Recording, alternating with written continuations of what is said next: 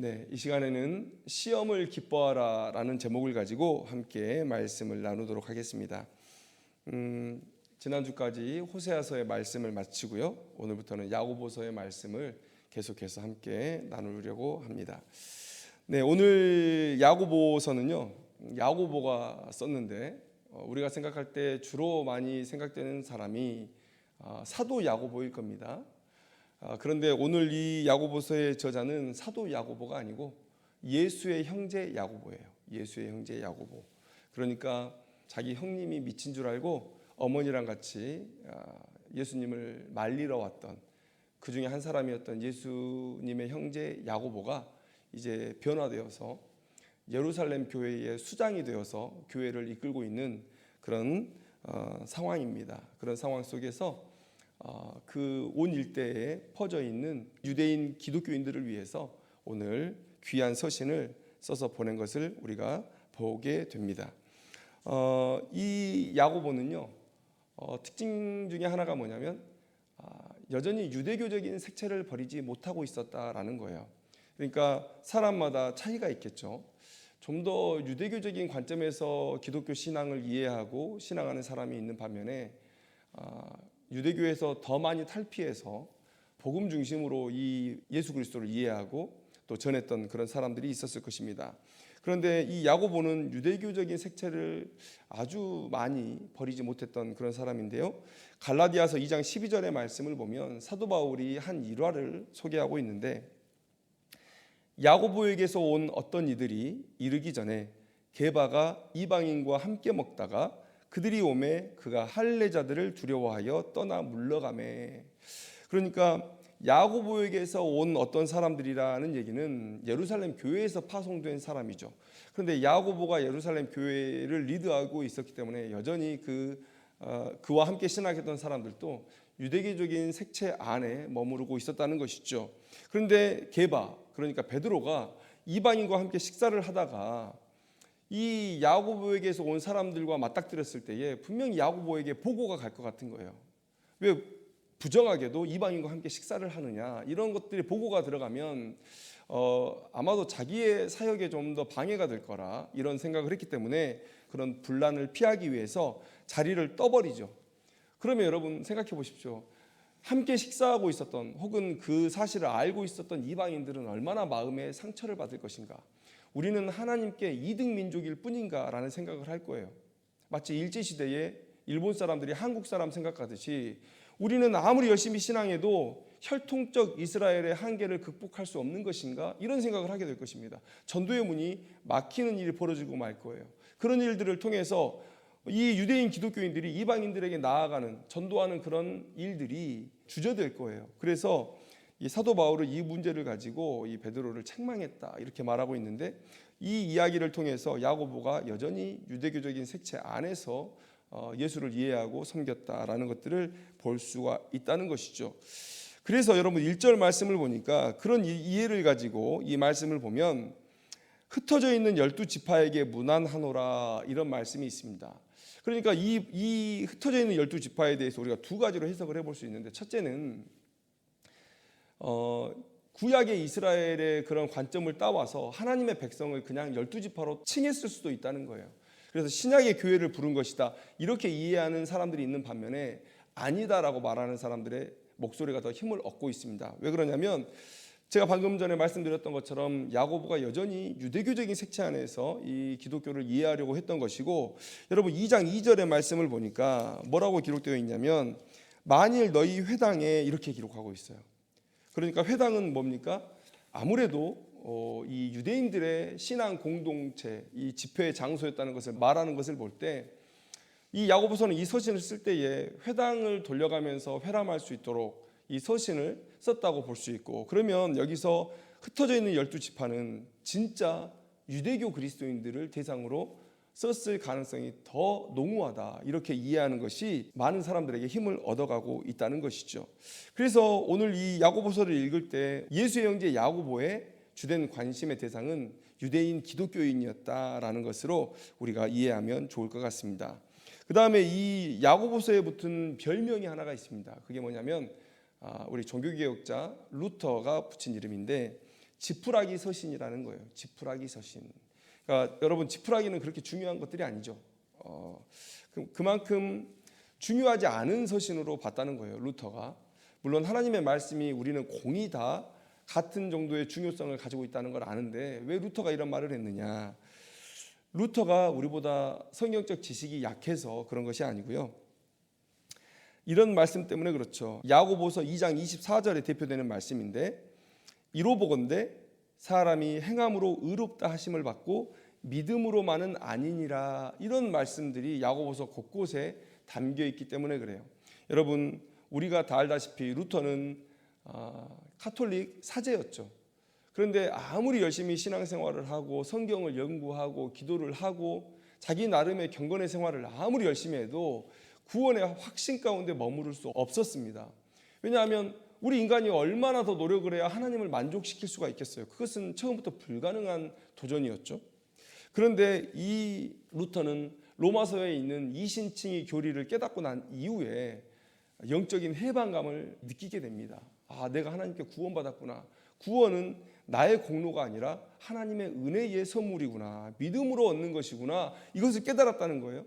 근데 그렇게 오랜 고생 끝에 그런 깨달음을 얻고 구원의 확신 가운데로 나아간 이 루터가 이 야고보서의 말씀을 들을 때에 행함으로 의롭다 하심을 얻는다, 믿음으로만이 아니다, 이런 얘기를 들었을 때 많은 사람들이 구원과 믿음에 대해서 오해할 수 있겠다, 이런 생각을 했다는 것이죠. 그런데 여러분, 야고보 사도의 그러한 얘기는 우리가 앞으로 쭉 나누게 되겠지만 그런 의도가 아니었죠. 믿음은 행함으로 입증되어야 한다라는 것이 바로 이 야고보 사도의 생각이었던 거예요. 그러니까 나 믿는다 하면서 그 시대에 배교를 쉽게 일삼고 많은 사람 앞에서 복음을 자랑하는 것을 두려워하고, 그리고 우상 숭배의 그런 전통 속에서 하나님께 죄악을 저지르는 일을 서슴없이 하는 그런 사람들의 모습을 볼 때 그렇게 하면 안 된다고 말하는 거예요, 야고보 사도는. 그러니까 여러분, 우리가 목회할 때는요, 그 신학자들과 조금 더 다른 관점으로 우리가 다른 사람들을 가르치게 됩니다. 왜냐하면 신학은 자기가 연구한 것을 모조리 다 그 학문적인 성과들을 쏟아내면 되지만, 목회하는 사람들은 각자 다른 수준에 처해 있는 성도들을 대상으로 목회를 해야 됩니다. 그러다 보니까 오늘 이런 일들이 생기는 거예요. 그러니까 야고보 사도는 지금 믿음의 수준이 어느 정도 올라와 있는, 당연하죠. 왜냐하면 유대교는 하나님에 대한 이해를 어느 정도 가지고 있는 사람이기 때문에 거기에서 어떤 그 맥을 뚫어주면 이 구약에 예언되어 있는 메시아가 바로 예수 그리스도다라는 이 연결고리만 찾아주면 그들이 어느 정도 성경을 이해하고 하나님께 더 가까이 갈 수 있었다는 거예요. 그래서 유대인 그리스도인들을 대상으로 이 서신을 기록할 때는 좀 더 수준 있는 신앙인을 대상으로 이 성경을 기록했다라고 보시면 되는 것이고요. 그리고 그래서 야고보 사도는 너희들이 믿음이 있다고 말하느냐? 그 믿음을 행함으로 입증을 해라 라고 얘기하고 있다는 거예요. 그러니까 야고보 사도도 사도 바울과 똑같이 믿음으로 구원받는 것은 맞죠. 믿음으로 구원받는 것은 맞지만 사도 바울은 이방인, 전혀 성경을 모르고 구약의 율법도 모르고 하나님도 모르는 그런 완전히 생초짜 기독교인들을 대상으로 목회를 한 것이고, 이 야고보 사도는 어느 정도 믿음이 있다 말하고 하나님에 대한 지식이 있다고 말하는 그런 좀 수준이 있는 신앙인을 대상으로 서신을 썼기 때문에 그런 관점의 차이를 가지고 있는 것이지 신학적인 그런 충돌은 없다는 것, 여러분 우리가 이것을 이해하고 이제 본문 속으로 들어가야 된다는 것입니다. 자, 오늘 이제 본문 속으로 우리가 이제 들어가 볼 텐데요. 2절 말씀에 이런 기록이 있습니다. 내 형제들아, 너희가 여러 가지 시험을 당하거든 온전히 기쁘게 여기라. 자, 무슨 얘기입니까? 우리가 이 인사말에서 우리가 알 수 있듯이 지금 야고보는 초대교회 성도들, 또 흩어져 있는 디아스포라 성도들이 고난 가운데 있다는 것을 염두에 두고 이 서신을 썼다. 그러니까 그들을 위로하고 격려하기 위해서 이 서신을 썼다라고 보면 될 것 같습니다. 여러분, 우리가 이 초대교회 박해하면 로마의 박해만을 생각하게 됩니다.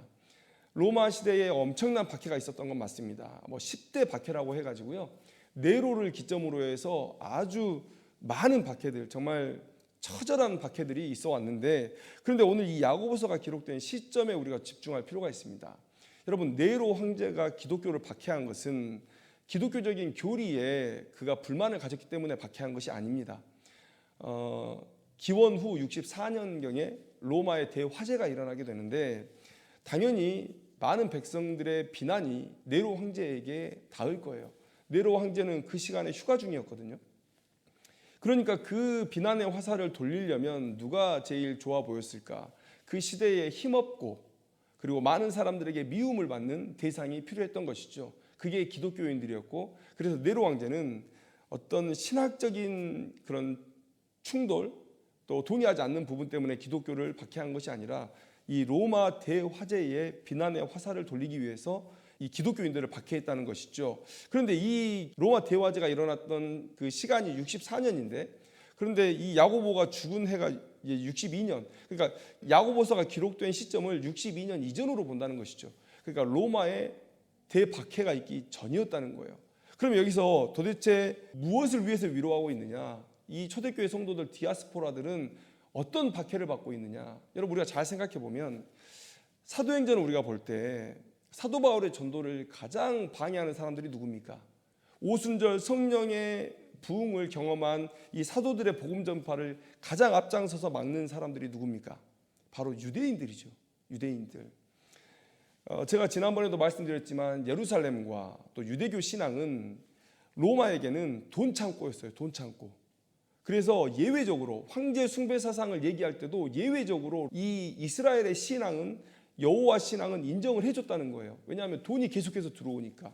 그들의 신앙을 인정해 줄 때 많은 사람들이 성전세를 내고 또 예루살렘으로 여행을 가고 그러면서 돈이 돌고 돈이 모이고 세금이 이제 로마로 올라오는 것이죠. 그래서 그들의 신앙을 인정해 줬다는 거예요. 그리고 기독교도 이 유대교의 한 분파로 생각하면서 박해하지 않았습니다. 로마가 박해하지 않았어요. 그러면 이 초대교회의 박해는 주로 누구를 통해서 이루어지고 있느냐? 이 유대인들을 통해서 이루어지고 있다는 것이죠. 그래서 우리가 사도행전에 데살로니가 교회에 있는 그 유대인들이 얼마나 바울을 집요하게 박해했는지, 베레아까지 쫓아와가지고 그런 모습들을 우리가 보게 된다는 것이죠. 왜 유대인들이 기독교인들을 이렇게 박해했을까요? 차라리 다른 신앙이었다면 이렇게 하진 않았을 것입니다.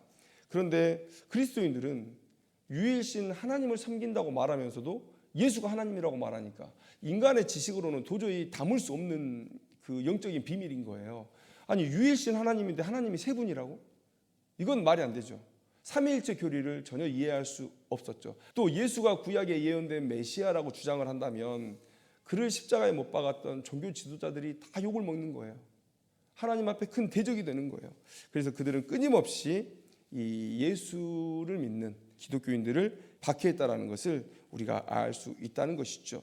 바로 이런 유대교의 박해를 당하고 있는 디아스포라 기독교인들을 생각하면서 오늘 야고보, 예수의 형제 야고보가 서신을 씁니다. 자, 오늘 한번 본문을 보면 시험을 당하거든 온전히 기쁘게 여기라 이렇게 말하고 있어요. 왜 기쁘게 여기라 라고 말하냐면 3절에 이는 너희 믿음의 시련이 인내를 만들어내는 줄 너희가 알미라 이렇게 얘기하고 있습니다. 여러분, 믿음의 시련을 겪을수록 그 인내할 수 있는 역량은 커진다는 거예요. 인내의 그릇은 커진다. 여러분, 이것은 당연한 얘기죠. 여러분, 당연한 얘기입니다. 우리가 우리의 육체적인 부분에서 또 정신적인 부분에서 영적인 부분에서 공히 오늘 이 원리는 적용이 된다라고 보시면 되겠어요. 여러분, 제가 러닝을 합니다. 저녁에 이제 밖에 나가서 1000변을 달리는데 제가 작년에 러닝을 처음 시작할 때 기억할 때는요 3km 정도를 뛰었습니다. 3km 정도를 뛰었는데 1km를 몇 분 안에 뛰느냐 이걸 이제 러닝 하시는 분들은 많이 얘기를 하는데 저는 1km를 9분 정도에 뛰더라고요. 여러분들 9분은요 엄청나게 느린 속도입니다. 엄청나게 느린 속도예요. 아마 달리기를 조금 하시는 분들은 비웃을 수도 있는 그런 속도입니다. 그러니까 1km를 9분에 뛰었는데요. 그게 이제 시간이 지나고 여름이 지나고 이렇게 지나다 보니까 지금은 제가 이제 다른 관절 건강 때문에 속도를 막 내서 뛰진 않는데 6.5km를 뜁니다.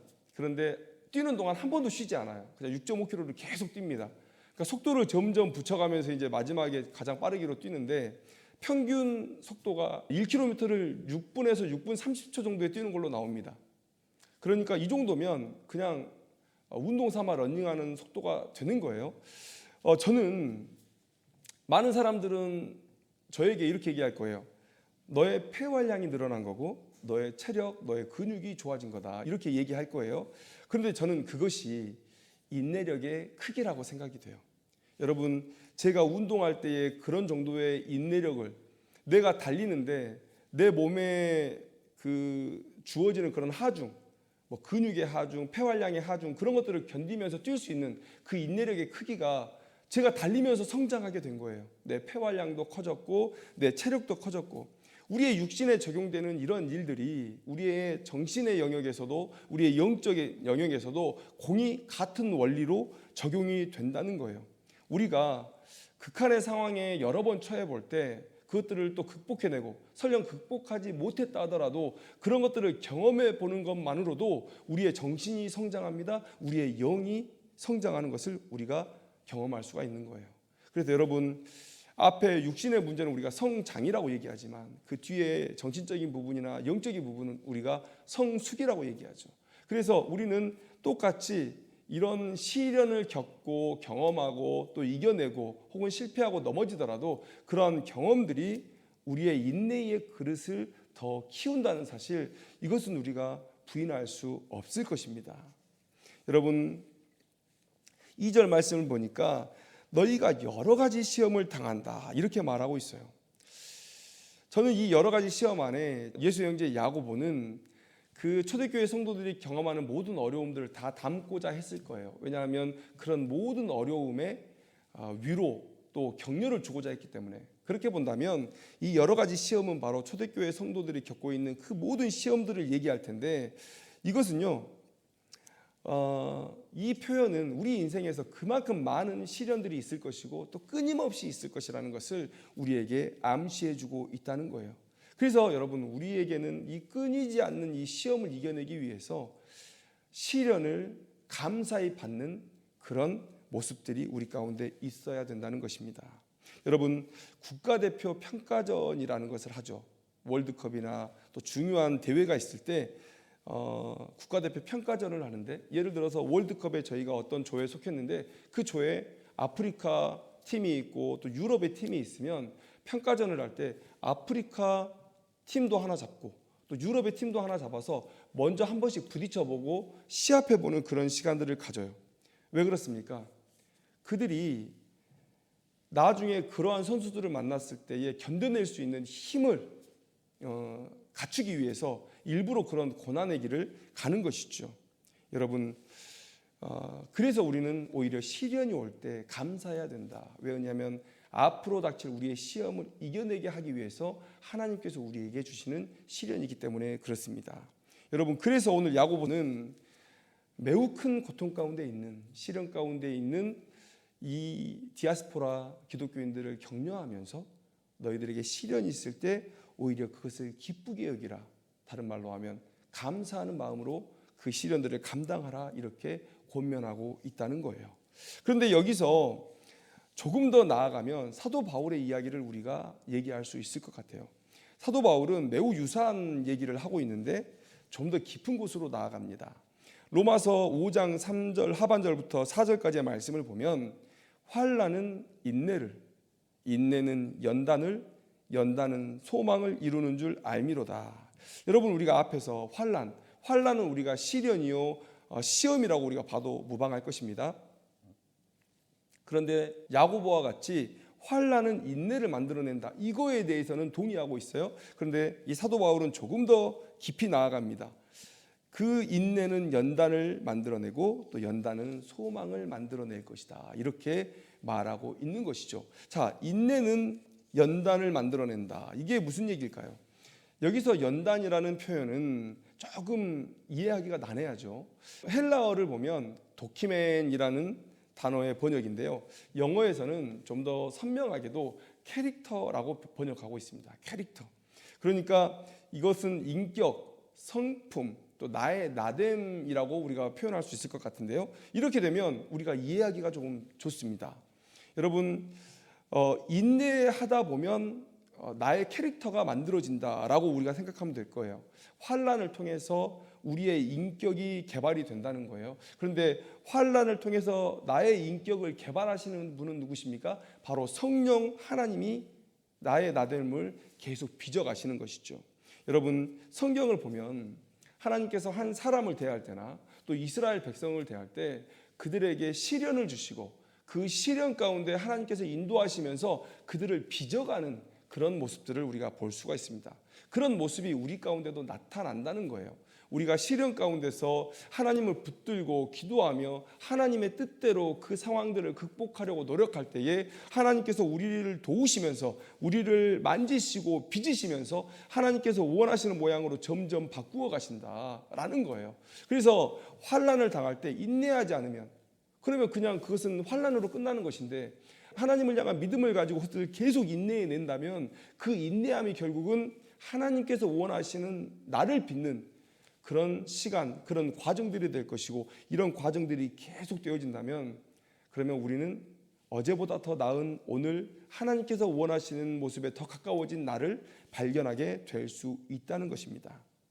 성령께서 그 환난을 인내하는 우리들의 모습 속에서 계속해서 거룩한 인격, 성품을 만들어 가신다라는 거예요. 여러분 도공이 이 도자기를 만드는데 그 도는 것 있지 않습니까? 그걸 물레? 저 뭐라고 하는지 잘 모르겠는데 이 발로 이렇게 밀면서 돌리면서 이렇게 도자기를 빚지 않습니까? 그 턴테이블 위에 이 진흙이 놓여 있기만 하면 어떻게든 도공이 그 도기의 이 그릇 모양을 만들어 가는 것입니다. 거기서 내려오면 나 인내하지 못하겠다라고 내려오면 거기서 끝나는 거예요. 그냥 환난은 환난으로 끝나는 거예요. 그런데 인내하면서 내가 원래 가진 모양이 이렇지만 하나님이 원하시는 모양으로 내가 변화될 때까지 내가 이 턴테이블 위에 있어야 되겠다라는 마음을 가지고 계속 그곳에서 나를 만지시는 하나님의 손길을 경험하면서 계속 버티면 결국은 하나님께서 원하시는 모양을 만들어내신다. 바로 그 얘기를 하는 것입니다. 인내는 곧 캐릭터를 만들어낸다. 하나님을 향한 거룩한 성품, 거룩한 인격, 거룩한 신앙을 만들어낸다는 거예요. 자, 그 다음에 연다는 소망을 만든다라는 거예요. 자, 연다는 소망을 만든다. 여러분 신자들이 시련을 이기는 유일한 무기는 뭡니까? 믿음이죠. 믿음. 시련 가운데 있는 나를 능력 있게 하셔서 나를 견디게 하시고 이기게 하실 분은 하나님이시다라는 그런 믿음. 그 믿음이 나의 오늘의 시련을 이기게 하는 것입니다. 또 하나님께서 내게 약속해 주신 영원한 낙원의 소망을 가지고 우리는 죽으면 죽으리이다 라는 그 믿음으로 우리는 하나님께 순종할 수가 있는 것이죠. 여러분 이런 믿음으로 우리가 우리에게 주어진 시련, 환난, 시험을 이겨내는 것입니다. 그런데 여러분 우리가 시련을 당하면 당할수록 한 가지 선명해지는 사실이 있어요. 그것은 무엇입니까? 이 세상은 결코 내 안식처가 될 수 없다라는 사실이 계속 선명해지는 거예요. 여러분 그래서 시련 가운데 우리는 더 하나님을 의지하게 되는 것입니다. 그리고 더 영원한 하나님 나라의 소망을 품게 되는 거예요. 여러분 그래서 환난이, 시련이, 또 시험이 결국에는 그것을 견뎌내는 사람에게는 영원한 하나님의 나라에 대한 소망으로 열매 맺는다라는 것을 사도 바울이 우리에게 얘기해 주고 있다는 것입니다. 많은 사람들이 헛것을 쫓아 살아가고 있어요. 성경을 보면 하나님께서 그 수없이 많은 재물도 하루아침에 거두어 가시고 말짱하고 건강했던 이 육신도 하루아침에 하나님께서 질병에 걸리게 하시고 또 거두어 가시기도 하십니다. 여러분 그것을 가지고 그것을 더 갖겠다고 우리가 목숨을 걸고 싸우고 있는 거예요. 여러분 우리가 죽어서 뭘 가져갈 수 있습니까? 아무것도 가져갈 수 없죠. 그런데 그것을 위해서 우리가 그렇게 살고 있는 거예요. 참된 즐거움일 수 없고 또 참된 안식일 수 없는 그런 것들을 위해서 우리가 너무 열심히 살아가고 있다. 여러분 요즘 마약이 참 문제가 되고 있죠. 마약 청정국이라는 지위를 잃은 지는 꽤 오래된 것 같고요. 이제는 너무도 쉽게 우리 주변에서 마약을 구하고 또 사용할 수 있는 그런 시대가 되었습니다. 여러분 마약이 참 문제인데 여러분 마약이 만약에 그냥 내가 사용하고 기쁘고, 그런데 언제든지 내가 이것을 끊을 수 있고 또 이 마약을 복용해도 내 삶이 피폐해지거나 망가지지 않는다고 한다면 누가 이것을 마약이라고 하겠습니까? 그런데 그 마약이 주는 기쁨은 매우 짧은 순간에 집중되어 있고, 그리고 그것이 그래서 영원할 수 없고 하면 할수록 사람을 피폐하게 만들기 때문에, 여러분 육신만 망가집니까? 아니요, 정신도 망가집니다.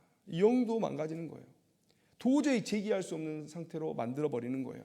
저는 마약을 생각하면서 어쩌면 우리도 마약에 중독되어 있는 사람들이 아니냐 이런 생각을 해봐요. 여러분, 하나님께서 원하시는 삶의 모습은 무엇입니까? 이 땅에서 살지만 위의 것을 찾는 삶이에요. 하나님의 나라를 바라보면서 살아가는 삶이에요. 그래서 이 세상에서 모든 것이 하나님의 뜻과 무관한 것은 헛되다라고 고백하면서 하나님의 뜻을 쫓아서 살아가는 삶, 하나님의 뜻을 성취하는 삶, 여러분 그것이 보람 있다고 동의하고 그렇게 살아가는 삶이 진짜 삶의 본질을 이해하는 삶이죠. 그런데 여러분, 세상의 것에 취해 있어요. 세상의 것에 취해서 영원한 하나님의 나라를 바라보지 못해요. 여러분, 그렇게 살아갈수록 우리의 영은 점점 피폐해지고 멸망 가운데 취하고 마는 것입니다. 여러분, 이것 영적인 마약 아닙니까? 세상에 취한 것. 여러분, 우리가 마약 중독자들 아닌가요? 영적인 마약 중독자들 아닌가요? 여러분, 그런데 여러분, 마약에서 벗어나려면 어떻게 해야 되죠? 물론 이 마약이라는 것은 의지의 문제를 넘어선다고 얘기를 많이 해요. 그런데 여러분, 마약을 벗어나는 첫 번째 단계는 누가 뭐라 해도 이 마약이 주는 즐거움이 나를 진정으로 기쁘게 하지 않는다. 그리고 나를 완전히 파멸로 이끌고 있다라는 것을 깨닫는 것. 여러분, 그것이 첫 출발이죠. 물론 많은 사람들이 이 마약을 끊어야 되겠다라고 생각을 하지만 매우 많이 어려움을 겪고 있고 많이 실패하고 있습니다.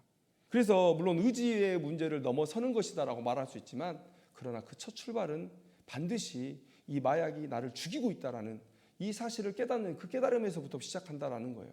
여러분, 그런데 우리의 삶 가운데 시련이 닥칠 때 바로 우리는 이런 깨달음으로 나아가게 된다는 거예요. 내 삶이 시련이 있고 이 시련을 극복했는데 또 다른 시련이 있고 더 큰 시련이 있고 이 시련이 내 인생에서 계속 반복되는 것을 볼 때, 여러분, 많은 사람들은 그 시련에만 집중할 거예요. 불평하면서 투덜거리면서 그저 그것을 어떻게든 넘어가 볼까. 그런데 현명한 사람은요, 하나님의 사람은 어떻습니까? 이 세상 사는 동안에 이 시련은 끝이 없는 것이구나. 그래서 하나님을 바라봅니다. 하나님을 바라보게 되는 거예요. 내가 세상에 집중할수록 나의 영은 피폐해지고 결국은 멸망에 처할 수밖에 없구나. 나 하나님을 바라봐야 되겠다. 영원한 안식을 바라봐야 되겠다. 여러분, 그것이 신자의 자세라는 것이죠. 그래서 여러분, 시련이 더할수록 우리는 그것을 인내함으로 잘 이겨내면 결국은 하나님의 나라를 소망하게 되는 그 소망으로 나아가게 된다. 사도 바울이 오늘 우리에게 이 말씀을 주고 있다는 거예요. 그래서 여러분, 오늘 사도 바울의 말처럼 다시 한번 읽어드립니다. 환난은 인내를, 인내는 연단을, 연단은 소망을 이루는 줄 알미로다. 이 바울의 말처럼 또 야고보의 말처럼 시련이 닥칠 때 그것이 나를 붙잡아 주시는 하나님의 생명의 동아줄이라고 생각하시면 될 것 같아요. 이 세상에 잠겨 살아가고 있는 나를 잠깐이나마 고개를 들게 해서 하늘을 바라보게 하는 그런 하나님의 부르심이라고 여기시면 맞을 것 같아요. 그런 부르심을 우리가 느끼고 그때그때마다 하나님께로 돌아와서 이 인내의 시간들을 겪어가고 하나님께서 원하시는 이 삶의 모양으로 변화되어 갈 때에 우리의 삶이 신자의 삶으로서 의미가 있다. 여러분, 그 사실을 우리가 깨달아야 될 줄로 믿습니다. 여러분, 세상 많은 사람들이 시련 없는 인생을 꿈꿔요. 시련 없는 인생.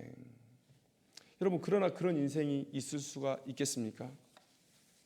그런 인생은 없습니다.